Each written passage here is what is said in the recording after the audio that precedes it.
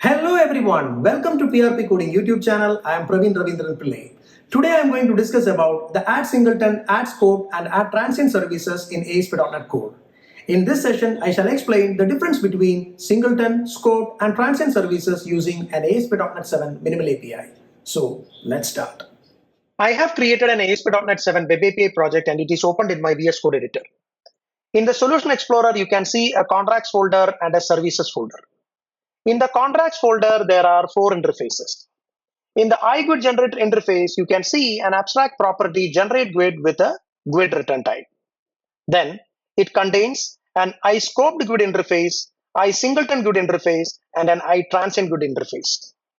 All these 3 interfaces are extending the iGUID generator interface. In the services folder, it contains a GUID generator class. And it implements the iSingleton GUID interface, iScoped GUID interface, and the iTransient GUID interface. Here you can see that in the constructor, a new GUID is created and it is assigned to a private read-only variable underscore GUID. And this private read-only variable is exposed as a property generate GUID. Now let me open the program.cs file. As you all know that the entry point of an ASP.NET Core Web API is the main method. But where is the main method? Basically, it is hidden. If you want to know more about it, then please watch my video on the hidden main in C# console application. The link is shared in the description below. For this demo, I am using the minimal API approach. I have created 3 endpoints: Singleton, Scoped, and Transient. In the Singleton endpoint, you can see the iSingleton GUID interface is injected. In the Scoped, iScoped GUID interface is injected, and in Transient, iTransient GUID interface is injected. All the 3 interfaces are returning the generated GUID. Here you can see that all the 3 interfaces are added to the services collection.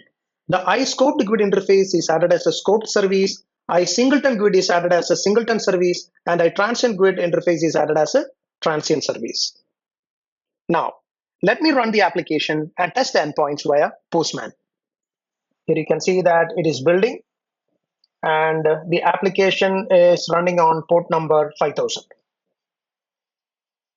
For the endpoint testing, I am using the Postman extension for VS Code. I have already installed the Postman extension for my VS Code editor. Here you can see a Postman icon in my activity bar.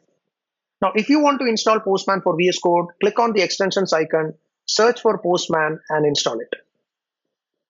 I prefer to use this extension so that I can do the development and testing in the same editor. Now, let me click on this Postman icon and close this tab. Here you can see that I have created a Postman collection named Service Lifetimes with Singleton, Scoped, and Transient endpoint. So if I click on the Singleton endpoint, here you can see that it's a GET request with HTTP localhost 5000/Singleton. Similarly for Scoped as well as for Transient. Now, let me go and test the Singleton endpoint. Let me click on this send button. And here you can see that it has generated a GUID ID.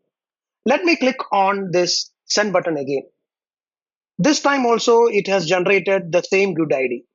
So what does that mean? Singleton lifetime services are created the first time they are requested, and then every subsequent request will use the same instance. Now let me test the scoped endpoint. Let's click on the scoped endpoint. Here you can see that it's a GET request HTTP localhost 5000/scope. Then click on the send button. It has generated a GUID ID starting with F749. Let me click on the send button again. This time a new GUID ID is generated starting with 9F86. Let me click on the send button again. This time it has generated a new GUID ID starting with AB26. So what do you mean by scope lifetime? Scope lifetime services are created once per request. Now let me go and test the transient endpoint. It's a GET request, HTTP localhost 5000/transient. Let me click on the send button. Here you can see that it has generated a GUID starting with 34F6. Let me click on the send button again. This time a new GUID ID is generated starting with 50B1. Let me click on the send button again. A new GUID ID is generated, that is 937E. So transient lifetime services are created each time they are requested. Now, the developers are really confused between the scoped and transient endpoint.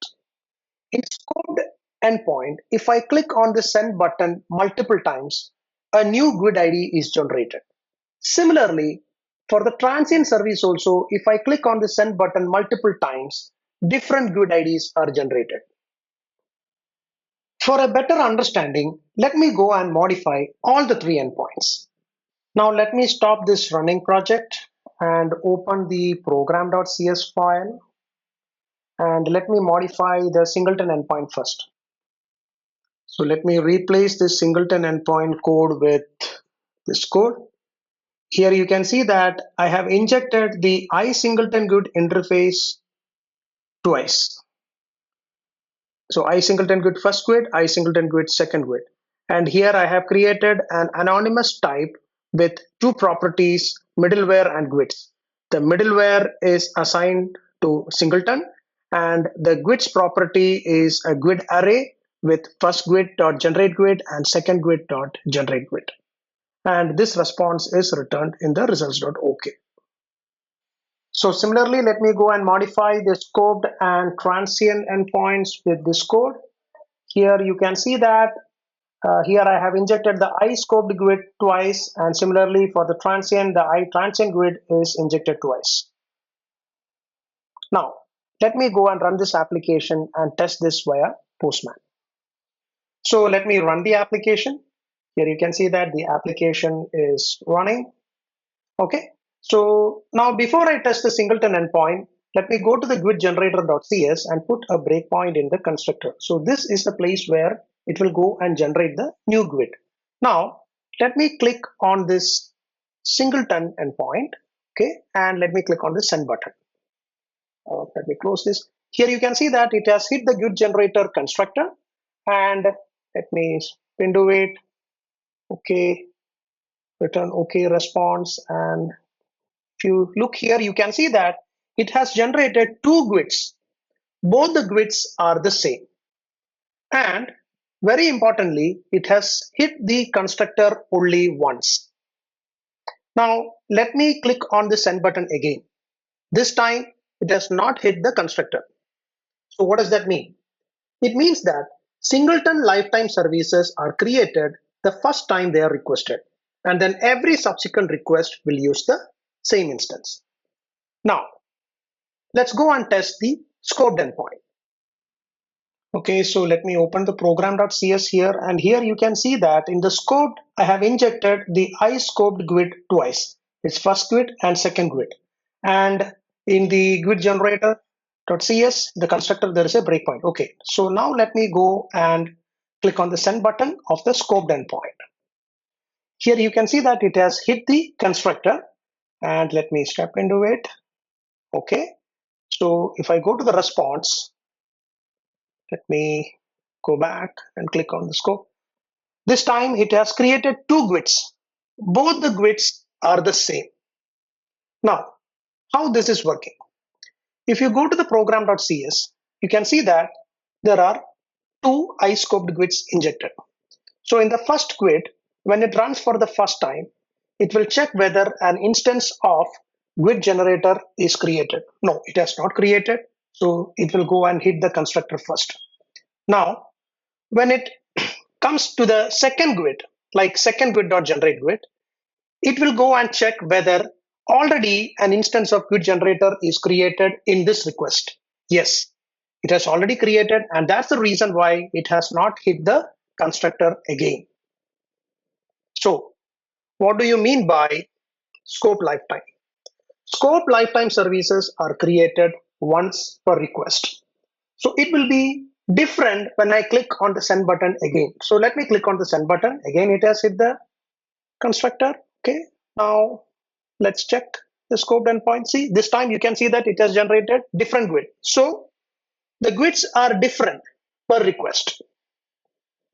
Now let's go and test the transient lifetime. So let me open the program.cs file here. And here you can see that in the transient endpoint, I have injected the iTransient GUID twice, first GUID and second GUID. Now let me go and test this endpoint. Let me click on the send button. Here you can see that it has hit the constructor. Now let me continue debugging. Here again it has hit the constructor. Now let me complete this program execution and go to the transient endpoint, and here you can see that it has generated two GUIDs. This time both the GUIDs are different. So what does that mean? It means that transient lifetime services are created each time they are requested. So let me remove the breakpoint and test all these endpoints once again. So let me go to the GUID-generator.cs and remove this breakpoint. And let me test this singleton endpoint, scoped endpoint, and transient endpoint. So let me click on the send button. See, every time when I click on the send button, it has generated the same GUID.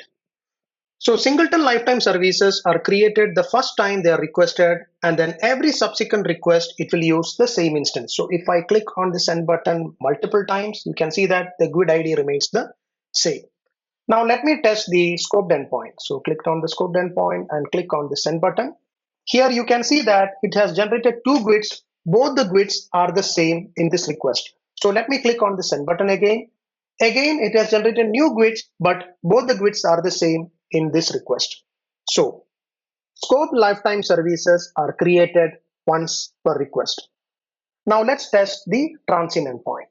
Now let me click on the send button.